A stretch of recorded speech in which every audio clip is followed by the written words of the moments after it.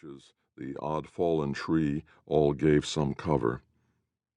The man turned his attention to the arrow. Thinking of it brought back the pain. He forced it down again. His left arm was almost useless.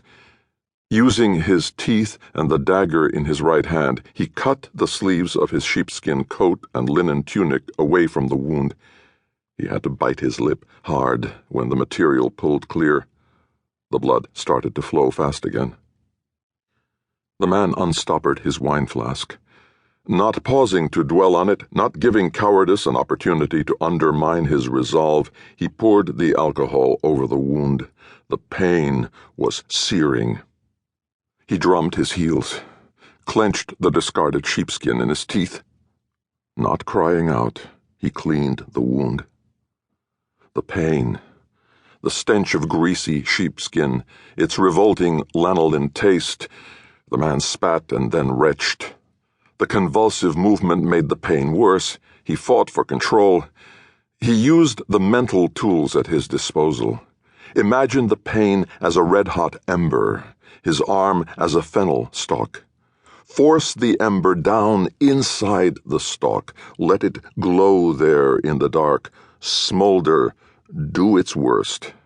You can carry it for miles. The surface of the fennel barely warm to the touch.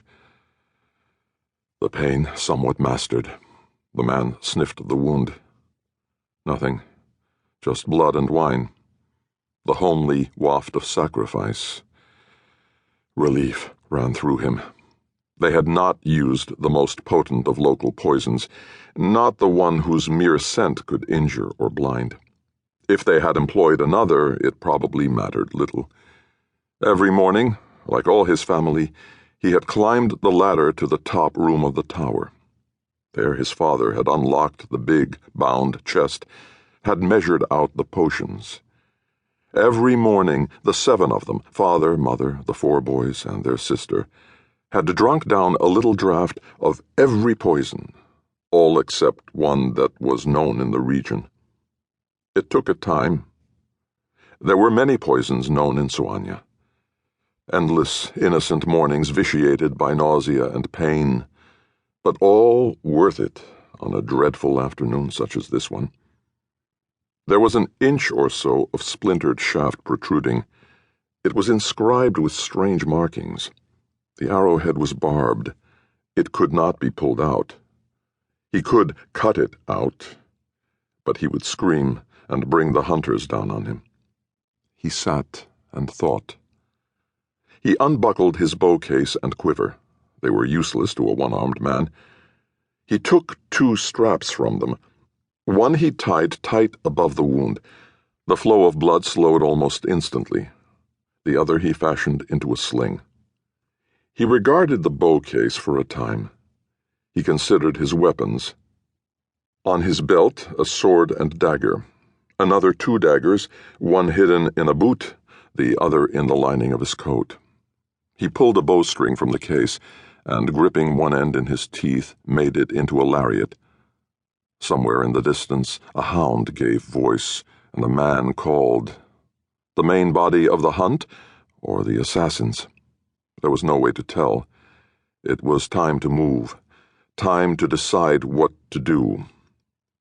Leaving the bow case and quiver, the torn scraps of clothing, the bloodied ground, the man moved off through the trees, away from the direction in which he had come. He tracked up the slope until he came to a small glade. Through the break in the foliage he could see the sky, a hard, distant blue. Darkness would fall within 2 hours. He looked north to the mountains. The crocuses lived up to their Scythian name.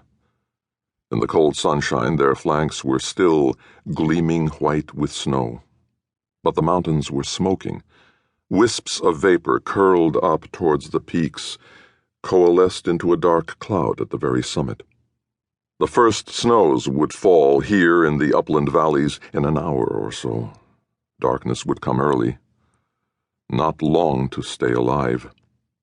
The man felt sick again, sick and weak. He thought for a moment, then, taking a slightly different angle, stepped back into the trees the way he had come.